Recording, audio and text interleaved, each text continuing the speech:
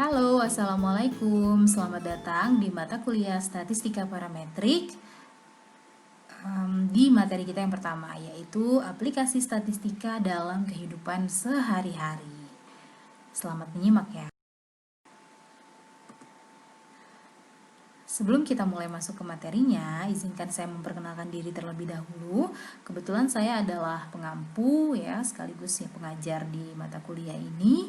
Nama saya Intan Sherlyn. Di sini ada nomor HP saya dan alamat email. Kalau nanti ada yang ingin dikonsultasikan, bisa hubungi saja ke WA atau email. Nah, latar belakang pendidikan saya waktu itu kuliah S1 di Institut Teknologi Bandung, jurusan matematika, kemudian melanjutkan S2 di Maastricht University di Belanda dengan jurusan Operation Research ya. Kalau ada yang pengen tahu gimana suasana kuliah atau suasana kehidupan di Belanda, nah ini ada foto saya kebetulan di Maastricht City Center. Semoga Ananda menjadi lebih bersemangat ya setelah melihat foto ini. Baik, kita langsung saja ke materi, yaitu yang pertama, apa sih sebenarnya statistika itu, terus apa bedanya dengan statistik. Nah, kalau kita ngomongin statistika itu sebenarnya adalah ilmu, ya, ilmu yang berkaitan dengan data. Ya, sementara statistik itu sendiri adalah alat, ya, alat ukur untuk nanti kita akan melihat data sampel ya. Nah, itu bedanya statistika dengan statistik. Jadi kalau kita ngomongin statistika, berarti kita ngomongin ilmunya. Ilmu apa? Ilmu yang mempelajari segala sesuatu tentang data ya, baik itu cara mengumpulkan data maupun cara merepresentasikan data. Nah, data itu sendiri adalah semua fakta-fakta, baik berupa misalnya kata-kata atau angka ya, yang dapat dijadikan sebagai bahan untuk menyusun informasi. Nah, ini adalah definisi menurut Bapak Ari Kunto. Karena tadi statistik itu ngurusin data, ya, ngurusin informasi, maka tentu saja ada kaitannya dengan pemrosesan dan penganalisaan data, mulai dari mengumpulkan, menyajikan, sampai mengubah atau mentransformasi data. Gunanya buat apa? Untuk membantu para pengambil keputusan. Nah, siapa saja sih para pengambil keputusan? Tentu banyak sekali ya, dari mulai kehidupan kita sehari-hari. Ananda sendiri adalah termasuk pengambil keputusan juga. Apa keputusan sederhana yang bisa Ananda ambil? Tentu saja mungkin ketika baru membuka mata, itu Ananda memutuskan untuk, kira-kira langsung bangun atau tidur lagi nih, ya kan? Nah, itu adalah keputusan yang paling sederhana. Apalagi misalnya ketika mau ada kuliah, walaupun kuliahnya online, tentu Ananda harus berpenampilan yang rapih ya. Jadi tentu saja ketika sadar ada kuliah pagi misalnya, Ananda akan mengambil keputusan, mandi nggak nih? Kalau misalnya mandi, terus pakai baju apa nih? Pakai baju kemeja atau pakai baju kaos atau misalnya pakai jaket atau apa gitu. Ya, itu adalah keputusan yang sederhana yang diambil sehari-hari. Dan tanpa sadar itu sebenarnya Ananda sudah melakukan proses statistika. Di mana prosesnya? Yaitu misalnya ketika Ananda memikirkan, kayaknya hari ini pakai baju warna merah deh. Soalnya kemarin udah pakai baju yang warna biru. Nah, Ananda menggunakan data kemarin untuk mengambil keputusan pada hari ini. Nah, artinya itu Ananda sudah melakukan proses statistika ya, walaupun mungkin tanpa disadari. Nah, siapa lagi pengambil keputusan? Kalau di dalam keluarga mungkin ayah, ibu ya, itu juga para pengambil keputusan di kehidupan sehari-hari kita. Seorang ayah mungkin akan mengambil keputusan anaknya mau kuliah di mana, kemudian mungkin anaknya nanti mau misalnya ngambil jurusan apa gitu ya. Kalau ibunya mungkin lebih ke keputusan misalnya hari ini mau masak apa, hari ini mau beli makanan apa misalnya ya. Nah, itu. Kemudian selain di keluarga, juga ada para pengambil keputusan di perusahaan seperti manajer, direktur ya, itu juga adalah para pengambil keputusan. Nah, kalau misalnya keputusan yang diambil oleh seorang manajer itu salah, akibatnya bagaimana? Tentu saja akibatnya nanti yang rugi adalah perusahaan. Ya, atau misalnya kalau di perkantoran, misalnya dalam suatu instansi, kalau direkturnya salah ambil keputusan, yang menanggung akibatnya adalah semuanya, bukan hanya direktur. Mungkin direkturnya yang akan dipenjara, betul. Tetapi tentu saja kantornya juga akan menerima sanksi, ya, atau misalnya kantornya juga dirugikan gitu. Nah, makanya hati-hati kalau misalnya nanti Ananda mudah-mudahan ya kedepannya nanti akan menjadi seorang pengambil keputusan di bidang manajemen, ya, apakah itu manajemen perusahaan ataukah manajemen nanti perkantoran, ya. Mudah-mudahan nanti dengan ilmu yang dipelajari di statistika, mudah-mudahan tidak salah mengambil keputusan, ya, karena keputusan itu sangat krusial kalau memang kita mengambil keputusan yang salah. Sama seperti orang menikah, kalau mau memutuskan menikah, itu tentu proses berpikir yang sangat panjang, betul tidak? Nah, betul ya. Kenapa? Karena sekali menikah tentu tidak bisa balik lagi gitu. Beda sama pacaran, kalau kita pacaran mungkin bisa putus. Tapi kalau sudah ke jenjang pernikahan, tentu ketika salah, ya, salah pilih misalnya, akibatnya adalah cerai. Nah, kalau udah punya anak, bahaya kan? Ya, tentu banyak pihak-pihak yang akan dirugikan kalau memang keputusan yang kita ambil itu salah. Oleh karena itu, untuk mengambil keputusan yang baik dan benar, ya, ada 6 langkah yang sebenarnya harus dilakukan dalam proses pengambilan keputusan, ya. Jadi kita sebut itu sebagai pendekatan statistik. Yang pertama, tentu masalahnya harus diidentifikasi dulu, ya. Ada masalah apa nih? Gitu. Kemudian baru kita kumpulkan informasinya, data-datanya, fakta-faktanya, baik itu berupa angka atau misalnya berupa informasi kata-kata gitu ya, atau informasi lokasi misalnya, database dan segala macam.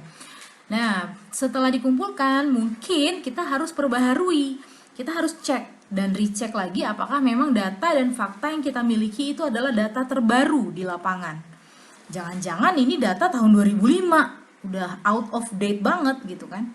Atau jangan-jangan ini data salah datanya, hoax misalnya. Nah, hati-hati ya, tentu kita harus sangat berhati-hati ketika mengumpulkan data atau informasi. Pastikan bahwa memang datanya itu data yang valid dan terbaru, ya.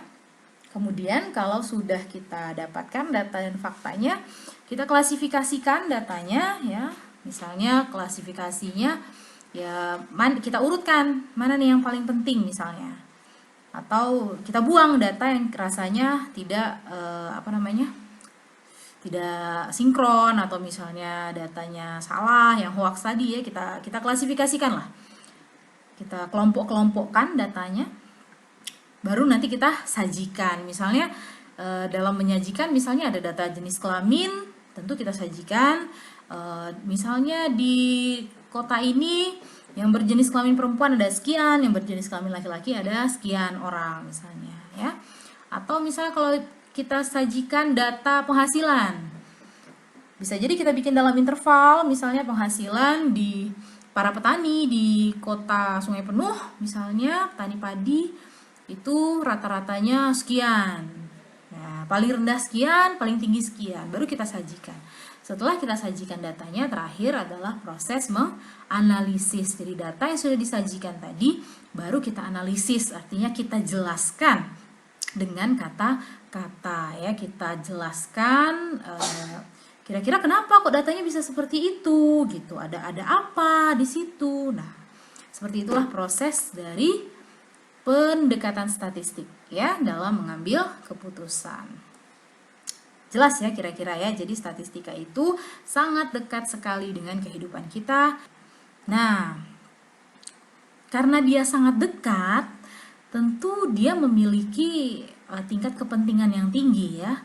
Jadi ada pepatah yang mengatakan bahwa statistika itu sebenarnya memainkan peranan yang sangat besar, sangat penting dalam kehidupan kita, bahkan tanpa kita sadari.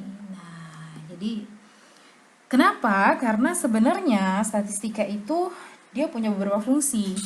Yang pertama, statistika bisa membantu kita untuk memahami tentang suatu fenomena.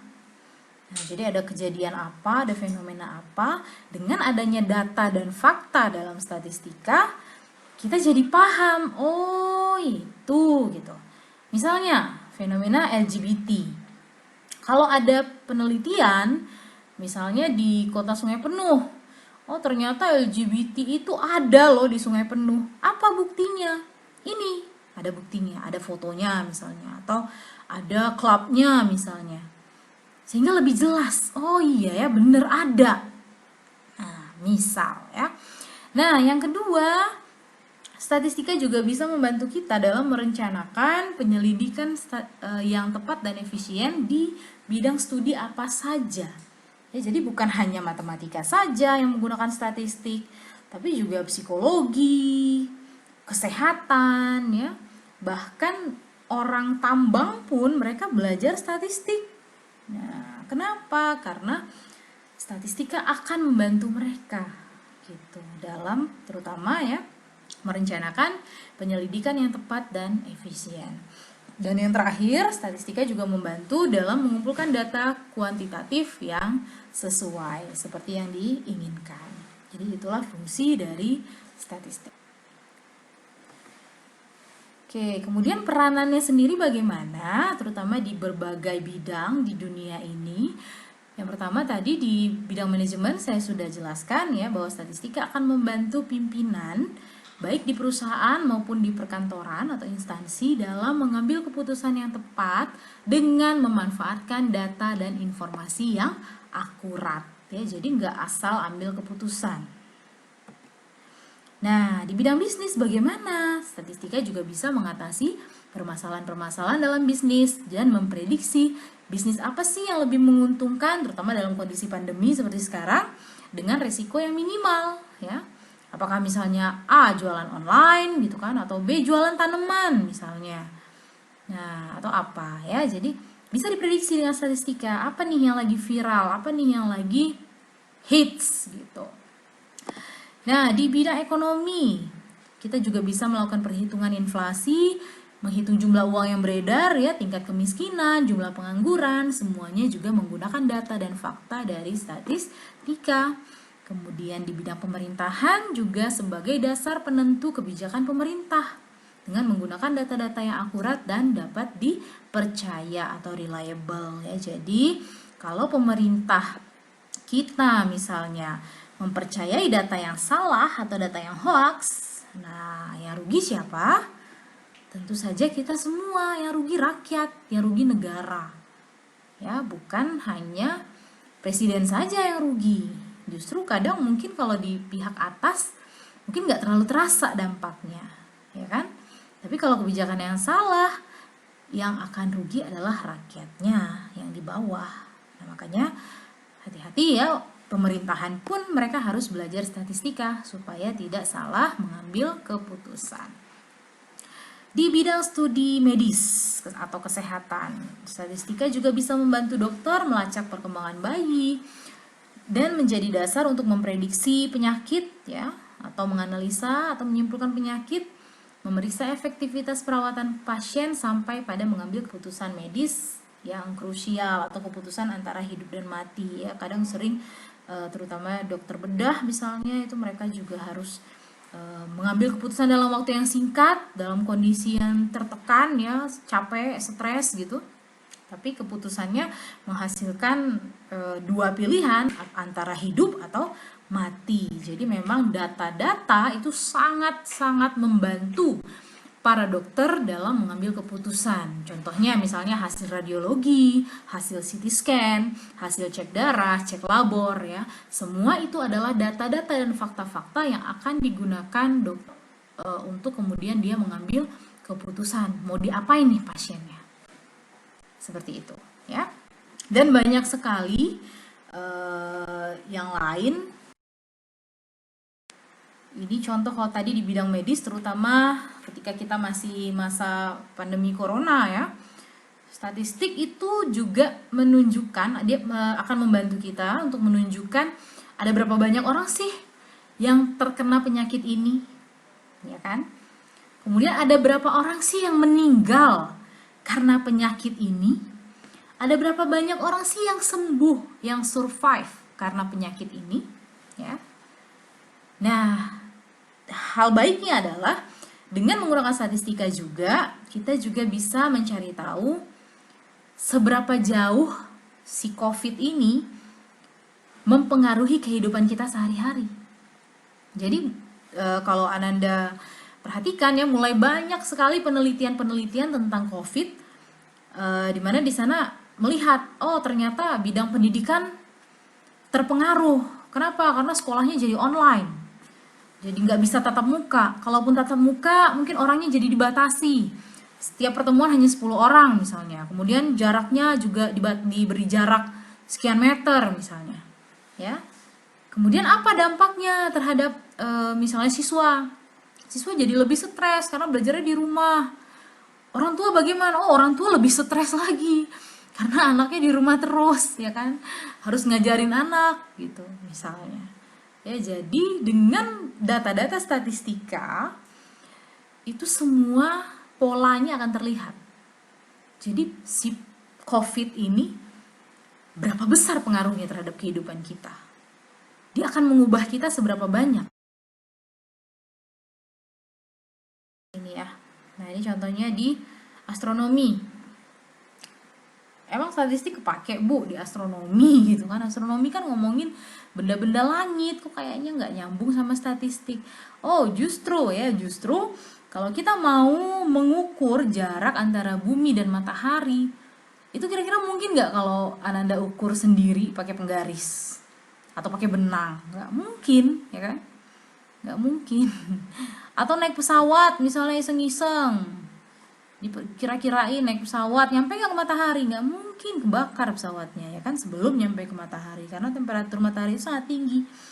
Nah, jadi gimana caranya? Yaitu dia, gunakanlah estimasi dan teori-teori di statistika, di matematika untuk mencoba mengerti gejala-gejala alam, mencoba mengerti memahami ya jarak antara bumi dan matahari atau jarak antara satu bintang ke bumi atau bulan ke bumi dan lain sebagainya. Jadi semuanya menggunakan data dan angka-angka perhitungan dari statistika ya. Jadi hanya bisa kita prediksi. Karena itu kan sesuatu yang tidak bisa kita pastikan ya kan? Gitu. Jadi baru berupa prediksi. Nah, contoh lain ya, selain tadi kita ngomongin COVID, gunanya statistik saat pemilu itu ada ketika perhitungan quick count. Apa itu quick count? Quick count adalah metode hitung cepat ya di statistika. Nah, di sini Anda bisa lihat hasil quick count Pilpres 2019 yang lalu. Pasangan 01 atau Jokowi Ma'ruf Amin itu mendapatkan 54% suara ya. Sementara pasangan dari Prabowo Subianto dan Sandiaga Uno itu mendapatkan 45,97% suara. Nah, ini adalah data dari hitung cepat atau quick count. Perhatikan ya angka-angkanya ya, karena nanti akan kita bandingkan dengan real count. Nah, sementara pada Pilkada DKI Jakarta, itu hasil quick count-nya untuk pasangan Ahok dan Jarot mendapatkan 40,98%, sementara pasangan Anies dan Sandiaga Uno itu 59% ya. Jadi yang ini 40, ini 59. Real count-nya, loh kok hasilnya beda? Hasilnya agak sedikit berbeda. Jadi hasil Pilpres berdasarkan hasil resmi dari KPU atau real count, itu Jokowi Ma'ruf ternyata 55,5%, bukan 54. Kalau tadi kan quick count-nya 54. Terus Prabowo Sandi ternyata hanya 44,5% ya. Kalau Pilkada DKI Jakarta, Ahok dan Jarot itu 42%. Kalau tadi kan 44 kalau nggak salah ya. Sementara Anies dan Sandi ternyata lebih tinggi ya, 57,9% suara. Nah, jadi kalau Anda perhatikan hasil dari quick count itu agak sedikit berbeda dengan sama dari angka-angkanya ya, detailsnya berbeda. Kenapa? Karena pada real count itu kita menggunakan data atau parameternya adalah dari populasi. Artinya memang seluruh pemilih, ya, seluruh orang yang sudah cukup umur dan dia mencoblos ketika pemilu, itulah yang dihitung suaranya. Jadi semuanya diikutkan ke dalam perhitungan. Nah, hasil dari perhitungan parameter populasi ini kita sebutlah dia sebagai real count atau hasil resmi perhitungan KPU. Sementara quick count itu adalah perhitungan menggunakan sampel dari sebagian pemilih. Jadi hanya sebagian TPS saja, ya, hanya beberapa TPS saja, kemudian hanya beberapa lokasi saja, ya, beberapa pemilih saja yang dihitung, datanya dimasukkan sebagai statistik dari sampel. Nah, itulah yang dijadikan panduan dalam hitung cepat atau quick count. Nah, proses pengambilan sampel dari populasi itu kita sebut sebagai sampling, ya, atau penarikan sampel. Jadi, yang namanya quick count, kenapa dia bisa berbeda dari real count? Karena dia masih berupa dugaan, ya, baru berupa hipotesis atau hasil sementara. Jadi kalau mau tahu hasil resminya, tentu kita harus menunggu perhitungan resmi.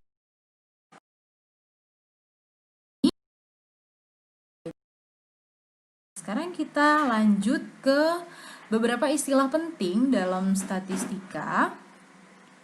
Tadi kita ngomongin populasi dan sampel, ya. Ada lagi parameter dan statistik. Kemudian kita juga mau nggak mau kita harus ngomongin variabel dan jenis-jenis data. Ada yang namanya data primer, ada yang namanya data sekunder, ada yang namanya data kategori dan data numerik, ya. Data diskrit atau data kontinu. Kemudian kalau statistika itu sendiri juga dibedakan menjadi dua, yaitu statistika deskriptif dan statistika inferensial. Nah, apa sih bedanya? Tadi sudah saya jelaskan, ya, populasi itu artinya kita ngomongin seluruhnya, keseluruhan individu yang karakteristiknya diukur menggunakan parameter. Sementara sampel adalah bagian dari populasi yang ingin diteliti, ya, yang ingin diukur karakteristiknya menggunakan statistik. Nah, artinya proses pengambilan sampel itu artinya kita melakukan deduksi, ya. Tapi nanti kalau sudah kita ambil sampelnya, kita hitung statistiknya, artinya kita nanti akan mengeneralisasinya kembali sebagai kesimpulan dari populasi. Nah, proses inilah yang disebut sebagai statistika inferensial. Jadi statistika inferensial adalah statistika yang mempelajari bagaimana cara kita menarik kesimpulan. Dengan menggunakan data-data dari sampel, kita akan menarik kesimpulan untuk menggambarkan populasi, ya. Bedanya apa dengan statistika deskriptif? Statistika deskriptif adalah statistika yang tadi hanya mempelajari tentang data saja. Jadi mulai dari mengumpulkan, menganalisis, mentransformasi, menghitung-hitung, ya, itu masih deskriptif. Tapi kalau kita sudah mengambil kesimpulan, berarti kita sudah masuk ke ranah inferensial. Nah, kalau mengenai data sendiri, data primer dan data sekunder itu bedanya adalah data primer itu sumber data yang diambil, yang kita koleksi sendiri. Ya, artinya kita sendiri yang melakukan penelitiannya, kita observasi sendiri, kita lakukan survei sendiri, atau kita bikin eksperimen sendiri. Nah, observasi berarti kita melakukan pengamatan di lapangan. Kita melihat seperti apa, ya, kondisinya di lapangan. Kalau misalnya kita mau observasi tentang suatu tempat, tentu kita harus lihat, oh, dia ada di kilometer berapa. Kemudian lokasinya kira-kira bagaimana? Apakah di pinggir jalan ataukah masuk-masuk gang misalnya? Terus ada pelangnya nggak? Kelihatan nggak dari jauh? Terus gimana lokasinya, luas atau tidak? Berapa panjangnya, berapa lebarnya, dan sebagainya. Kalau kita observasi tentang tanaman misalnya, daun teh.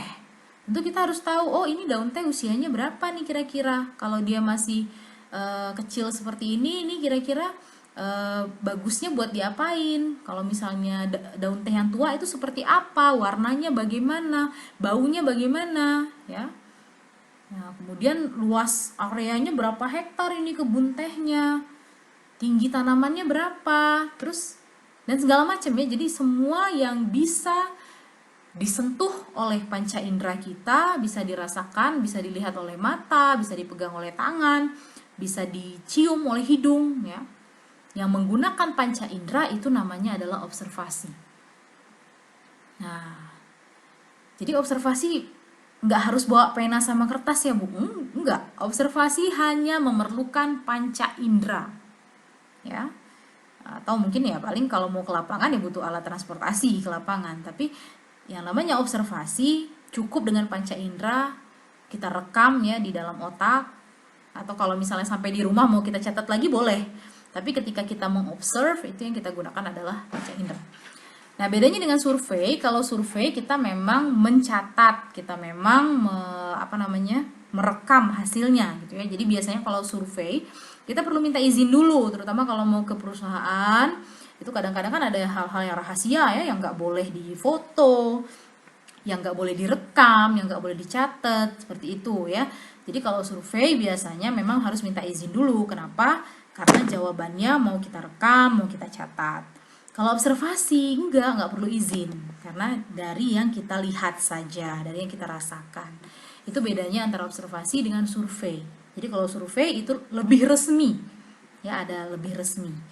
Kalau eksperimen itu kita lakukannya biasanya di laboratorium, kita mengundang sekian orang, terus kita lakukan percobaan ya, percobaan misalnya mau membandingkan antara deterjen A dengan deterjen B, mana yang kira-kira bisa membersihkan atau memutihkan pakaian menjadi lebih putih misalnya. Nah, itu yang namanya eksperimen. Kita membandingkan antara satu produk dengan produk yang lain, atau antara satu treatment dengan treatment yang lain. Jadi nggak harus produk, bisa saja perlakuan yang berbeda kita berikan terhadap grup-grup yang berbeda ya. Nanti kita bandingkan. Nah, itulah yang disebut dengan eksperimen. Kalau survei lewat telepon gimana Bu? Ya sama, itu karena ada daftar pertanyaan juga ya dan direkam, namanya tetap survei ya, walaupun itu adalah wawancara lewat telepon. Web kuesioner, wawancara menggunakan web atau online, itu juga survei karena jawabannya terrecord ya, terekam. Nah, jadi kalau online namanya adalah web survei. Oke. Lanjut, bedanya dengan sumber data sekunder. Sumber data sekunder adalah data yang kita peroleh dari pihak lain. Artinya tugas kita hanya mengcompile saja, hanya mengkompilasi, mengumpulkan menjadi satu. Jadi datanya udah ada, kita nggak perlu penelitian ulang, ya. Kita bisa dapatkan mungkin dari media cetak atau dari data di elektronik yang sudah dipublish ke website ya, atau dari jurnal, buku, majalah, dari BPS misalnya, dari kantor desa, kantor kades misalnya, atau dari KPU juga ada data misalnya. Jadi data-data yang sudah dikumpulkan oleh orang lain dan kita tinggal menggunakannya saja, itu namanya sumber data sekunder. Paham ya? Jenis dan tipe data. Data itu kita bagi dua, ada yang disebut dengan data kategori dan data numerik. Apa bedanya? Data kategori adalah data yang hanya berbeda nama saja, ya, berbeda sebutan. Tapi jadi di sini data kategori adalah data yang menggunakan kata-kata, gitu ya. Kalau data numerik, data yang menggunakan angka. Nah, data kategori terbagi dua, ada data nominal, ada data ordinal. Data nominal adalah data yang hanya berbeda namanya saja, tidak ada urutan di sana. Tapi kalau data ordinal, ada urutannya, ada tingkatannya, ya. Nah, contoh data nominal. Misalnya status pernikahan. Ada yang sudah menikah, ya, ada yang belum menikah, ada yang pernah menikah. Nah, maksudnya janda atau duda gitu ya. Itu pernah menikah namanya. Nah, apa yang membedakan antara ketiga status ini? Ya tentu saja hanya namanya. Maksudnya apa, Bu? Hanya namanya. Tidak ada yang lebih terhormat di antara ketiga tingkatan ini. Apakah yang sudah menikah lebih terhormat daripada yang belum menikah? Enggak ya, walaupun ada yang namanya jomblo terhormat. Tapi bukan itu maksudnya, ya. Maksudnya adalah mereka tidak ada tingkatannya. Jadi sama rata semuanya. Antara yang belum menikah, yang sudah menikah, yang pernah menikah di hadapan Allah itu sama. Yang membedakan apa? Mungkin adalah amal ibadahnya. Nah, paham ya? Jadi data nominal adalah data yang tidak memiliki tingkatan. Nah, paham ya? Contoh berikutnya adalah jenis kelamin dan warna kulit ya. Misalnya antara orang kulit putih, kulit hitam itu tidak ada tingkatan. Semuanya sama. Jenis kelamin juga begitu ya, antara pria dan wanita semuanya itu sama. Hanya berbeda di gendernya saja. Nah, lawan dari nominal adalah ordinal. Ordinal artinya data itu memiliki tingkatan atau order. Nah, contohnya di sini tingkat kebersihan ya, mulai dari yang sangat bersih, cukup bersih misalnya, sampai ke kurang bersih dan sangat jorok. Nah, jadi ada tingkat kebersihannya. Atau kalau misalnya perkuliahan itu ada tingkat 1, tingkat 2, tingkat 3 sampai tingkat terakhir ya, atau tingkat 4. Itu juga merupakan jenis data ordinal ya. Jadi ada tingkatan yang membedakan. Misalnya lagi PNS ya, ada yang golongan 3A, 3B, 3C, 3D. Kemudian ada golongan 2, ada golongan 4. Itu juga berbeda, terutama karena gajinya berbeda gitu. Jadi ada perbedaan tingkatan. Makanya dia disebut sebagai data ordinal. Nah, selain data kategori, juga ada data numerik, yaitu interval dan rasio. Apa bedanya? Interval itu jika data tersebut berada pada selang antara berapa sampai berapa. Ya, jadi ada tanda strip di situ atau artinya sampai ya. Contohnya misalnya ngomongin gajinya berkisar antara 0 sampai 500.000 atau 501.000 sampai 1 juta, atau 1.001.000 rupiah sampai 1.500.000 misalnya. Jadi ada selang di sana. Itulah yang disebut dengan data interval. Contoh lain usianya antara 0 sampai 20 tahun, kemudian lebih dari 20 tahun sampai 40 tahun, lebih dari 40 tahun sampai 60 tahun, dan seterusnya ya. Jadi itu adalah interval. Nah, ada lagi data rasio. Data rasio adalah data yang menggunakan kelipatan atau pembagian. Ya, jadi ada perbandingan gitu. Perbandingan atau kelipatan. Contohnya, berapa kali makan dalam satu hari? 1 kali, 2 kali, 3 kali, 4 kali gitu ya. Atau 0 kali. Jadi ada kelipatannya. Atau justru perbandingannya. Jadi misalnya ngomongin berapa perbandingan umur Anda dengan umur kakek misalnya. Apakah 1:2, apakah 1:3, 1:4. Nah, itu juga rasio. Jadi ada tanda kali atau tanda bagi, berarti ngomongin data rasio ya. Nah, data numerik juga terbagi dua, ada yang berupa data diskrit, ada yang berupa data kontinu. Bedanya apa? Data diskrit adalah data yang bisa dihitung. Kalau continue, data yang harus diukur. Nah, maksudnya gimana bisa dihitung? Dihitung di sini maksudnya dicacah. Jadi contoh, ada berapa jumlah apel di dalam keranjang? Nah, bisa dihitung. 1, 2, 3, 4, 5 gitu ya. Ada berapa jumlah saudara Anda? Oh, saya punya 0 saudara, saya punya 1 saudara, 2 saudara, 3 saudara, dan seterusnya. Jadi banyaknya yang bisa dihitung atau dicacah itu adalah data diskrit.